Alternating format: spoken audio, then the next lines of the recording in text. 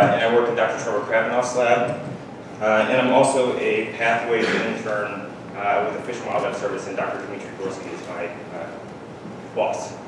And today I'll be talking about one of the chapters of my dissertation, wherein we're using this approach called pangenome analysis to identify a genomic basis, if there is one, for differential thiamine metabolism, and I'll explain what all that means as I go.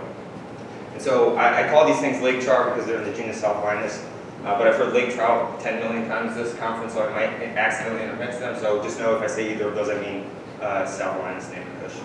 So when people think about lake char, one of the things that's really fascinating about them, and actually most char, is this broad phenotypic variability that they exhibit. They're really fascinating in that many of these not only look and behave differently, that's the morphological and ecological variation, but even occur in symmetry. And a lot of people are studying these in different morphs in different lakes from a genetic basis, and we'll actually be able to get to that in some of my dissertation work. But today I'm going to talk about a less studied or less focused on, at least from a genetic standpoint, type of phenotypic variability in lake char, and that is variation in how they metabolize thiamine. And this is the You Are What You Eat symposium, so for those of you who don't know, I'll talk a little bit about why we care about thiamine metabolism in lake char, and that's primarily because in lakes where lake char eat a lot of alewife or rainbow smelt, they tend to exhibit this, suffer from this disorder known as thiamine deficiency complex. It's a vitamin B1 deficiency, that's another name for thiamine. And what happens is they eat these prey fish, and the prey fish either through one of two mechanisms degrades thiamine. So it's either this mechanism of they produce thiaminase, which is a thiamine degrading enzyme, turning it into these constituent components that lake char cannot utilize, or through the high concentration of polyunsaturated fatty acids, which then thiamine sort of ameliorates the lipid preoxidation because it functions as an antioxidant. Or more likely, both of these mechanisms are occurring as sort of work together to harm lake char.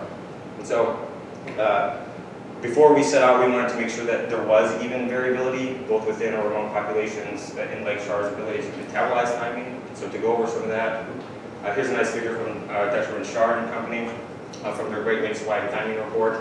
And on the y-axis here is thiamine concentration in nanomole per gram. The x-axis is different lakes and different sample size from each lake. And we can actually just focus on Lake Superior here. So we're looking for evidence for variation within a population of how these animals metabolize thiamine. So in Lake Superior, there aren't enough alewife or rainbow smelt in lake trout diets to cause thiamine deficiency. And so we consider this a thiamine replete population. And yet despite that, we see a great deal of variation in the thiamine levels that are found in these animals. And while this could definitely be some sort of different diet source of thiamine variation, there's a very good chance that this variability is driven by these animals metabolizing thiamine differently.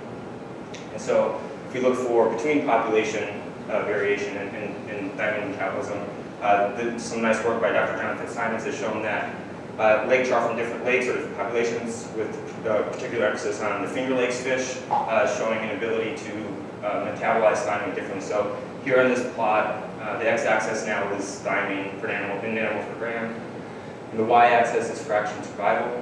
And what he showed in this work and in previous work in Cayuga Lake is that Finger Lakes fish seem to be able to produce viable offspring at thiamine concentrations low enough to induce early mortality syndrome or mortality in other populations. So there's also some nice work from the NEF lab up in Canada, where they did these nice control trial experiments of different strains of lake trout and showed that they seem to behave differently and metabolize thiamine differently. So the primary question we're hoping to answer for this chapter of my dissertation is, again, is there variability in how these things metabolize thiamine, or another way of phrasing that is, do they differ in their susceptibility to thiamine metabolism? Is there a genetic component, and can we identify it? Before we get into that, you might be asking what types of mutations or how can you genetically differ in thiamine metabolism? And these are sort of the list of usual or expected suspects. There's a long list of about 30 enzymes that are dependent on thiamine to perform their function. And then there are also these thiamine transporter proteins that specialize in moving thiamine from outside of the cell membrane to inside the cell membrane. And so really any mutation that would increase how effective these things are, both the enzymes and the transporter proteins. So binding affinity for an enzyme can be affected by mutations. This has been shown in a bunch of different species. Or having additional copies of the genes that produce these. So you can imagine very easily how having many more transporter proteins across your cell membrane might make you more effective at pumping thiamine into the, inside the cellular membrane so that you can actually utilize it in these metabolic processes. All right, now for the approach. In order to talk about this pangenome analysis and why we think it's valuable, I'm going to talk about a standard, what we call comparative genomics approach. That's just comparing genomes of anything. We'll talk about the sort of standard approach and why we think that pangenome analysis is a better approach. So typically, if you wanted to set out to answer this question, the question that we're focusing on, you could do this approach called a single reference plus whole genome resequencing approach, where you take the time to make a really nice, what we call reference genome. That's essentially just resolving the genomic architecture of a species, where you find out which genes are on which chromosomes, where they are relative to each other, where the promoters, enhancers, these things that affect how much and in what tissue genes are expressed. You resolve that really well in one individual. And then you do this thing called whole genome resequencing, typically with short read sequencing, this technology that gives you 150 to 200 base pair sequences, which are really bad at resolving genomic architecture, but you don't actually need that because you can just map those reads to the reference, and then you use this to identify single base pair mutations, these A's switching to T's, switching to G's, vice versa. And then you use those to do analyses like population structure, genetic structure, usually some form of multidimensional scaling. PCA is the most common. And then you do these trait association studies where you identify the frequency of occurrence of one or a group of these single base pair mutations and how often it occurs with a single trait. And then you can find the blue machine if you're looking for a blue population. And while this is an incredibly powerful approach, and in fact much of the conservation world is actually still trying to catch up just to being able to use this step, there is a major limitation to this, and it's this phenomenon known as missing heritability. And this has been shown really nicely in these really well-controlled studies where they raise individuals under the same conditions, and the only difference between them is genetic strain, and they can't actually find enough genetic links to identify to explain all the variability in phenotype.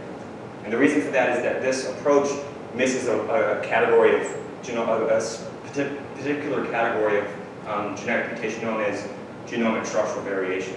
And these are larger mutations, typically over 100 base pairs in length. And they come in these 5 flavors here. Deletions, where a section of the genome is deleted. Duplication, which is exactly what it sounds like. And insertion, where a novel chunk of sequence is inserted into a new part of the genome. Inversions, where a whole chunk of a chromosome is flipped. And then translocation, where one part of the genome switches to another.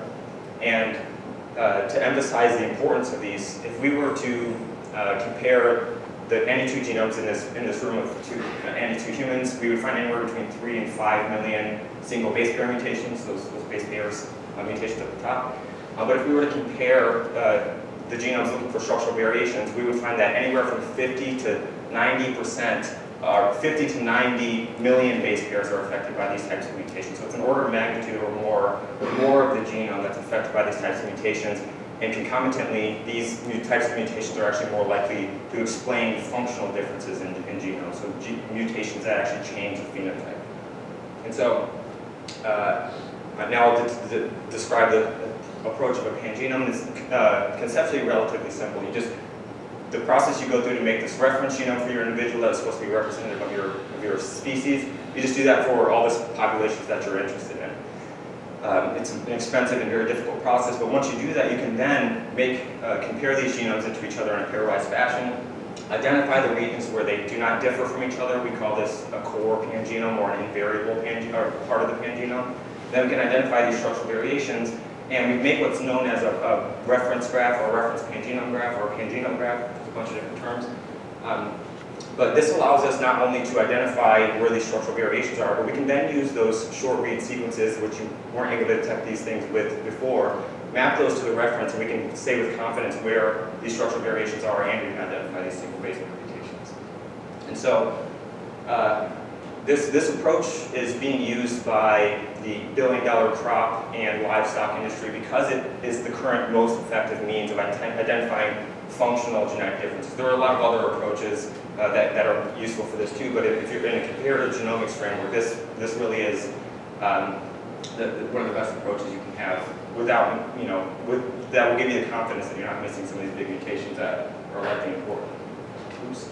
All right, so quickly for our study design, We collected samples from the Finger Lakes, of course, because of their aforementioned ability to metabolize thiamine differently, it seems. And then the rest of the populations represent either populations where lake trout are currently sourced for hatchery strains for restoration stocking, or have been in the past or proposed in the future for use in stocking. The triangles represent individuals that we suspect were from glacial refugia in the Atlantic. When the last glacial maximum was at its maximum extent, you see the lake Charr southern extent of the range there. None of these lake Charr were there. They were pushed out by ice. They were forced into these glacial refugia. Some nice work by Wilson and Naybert showed that there were probably 5 glacial refugia, so we sort of separated these out by that, because we expect these individuals to have been divergent for long enough periods so that we expect more genetic variation between them. Okay, finally to some of my results. Here's the obligatory principal components analysis. So these two plots here on the right show effectively the same thing. And in the PCA, this is a PCA of genome-wide SNPs, about 300 of those single base pair mutations, or 3 million, sorry, single base pair mutations that we found across the genome in these samples. And the way to interpret this is just if points cluster more closely together in the PCA, they're more genetically similar, very intuitive. In Little Moose Lake obviously pops out as being really weird and divergent. That's a story for another time. But we can just see that the Finger Lakes fish sort of cluster together along PC1. They're center of Little Moose and the Great Lakes fish. That's just because Little Moose stretches the x-axis a lot. But we see that the Atlantic refugia fish tend to cluster together, and the Great Lakes fish tend to cluster together. There are some weird ones. In Lake Huron, we know we've been stocking Lake Champlain fish, or Seneca Lake fish for a while, and so that one point that is in the middle there is likely hybrid. Another way of interpreting that same data is through what's called an admixture analysis, and this is just, you feed the model a set of ancestry components. You say, what if there were 2 ancestors, how would these data play out and how would they group? And so we did that for a bunch of different models, and the most widely supported model is this K of 2, meaning they sort of cluster into these 2 groups as well. So yellow represents Great Lakes ancestry, purple represents Finger Lakes ancestry, and then the ones with both colors are probably hybrids. Okay, so now actually to the pangenome results. First, I'll just go over some of the summary statistics for the quality of our genomes. These are 4 different common metrics that you measure. Are they genome assembly is good? The triangle here is the current lake trout reference genome, made in 2021. Really nice genome. But just comparing the circles, which are our new genome assemblies, all with the exception of 1 metric and 1 genome, our genomes are all considerable improvements. Another way of assessing genome quality is this benchmarking universal single copy ortholog set, which is a set of genes, a taxonomic specific set of genes that if you're alive, you have to have these genes to be alive. So it's a nice metric for if you find these in your genome is assembled well. You can just focus on these fragmented and missing. The current reference has about 6% of these BOOSCO genes missing, and on average, our new assemblies only have about 2.7. So nice improvements there. All right, so now to visualize these genomic structural variations, I'm going to give everyone a crash course on how to read what's called a riparian plot. That's relatively intuitive. So here the ovals are just chromosomes, and the genes on each chromosome are colored specifically per chromosome. And when you see these long stretches of similar color connecting chromosome 1 to chromosome 1, for example, that's what's called symphony. This just tells you that the genes are in the same order on the same chromosome if the colors match and are solid. And so another way of looking at these are, if we go back to our helpful little cartoon of what these structural variations are, we can see translocations are where one color of a chromosome goes to another. Inversions are these regions where they go wide, narrow, wide. It just shows the gene order is the same, they're just completely inverse. Deletions are these black patches where there's no synteny because that chunk of genes has been deleted from one of the other chromosomes. And unfortunately, duplications and insertions are difficult to see. All right. Another way to think about this quickly is just with this cartoon example. These solid blocks are conserved synteny where there's no variation. That's these core genome, the part that doesn't vary between populations. And then the structural variations are the white or mismatched colors. Okay, here is a riparian plot for the genome assemblies of 1 individual from each of these 10 populations that we sampled. And there's a lot going on here, and I could spend all day pointing cool stuff out. But I really just want this to emphasize, if we used any one of these genomes as the reference genome, you can see how many how much variation, how much what we call reference bias would be introduced. And so by incorporating these, as you'll see in a second, nearly 200,000 structural variations into what's called a pangenome analysis, we'll be able to decipher some of these things more robustly. So here's just here's some summary stats for those structural variations that we found. And we found over 160,000 of these giant mutations. And we're still in the process of figuring out all the ways that these are functionally relevant, but just for the sake of this talk, I'm going to talk about one that I sort of cherry-picked. I looked at that a priori list of usual suspect of genes. If you were going to evolve differential thymine metabolism, how would you do it?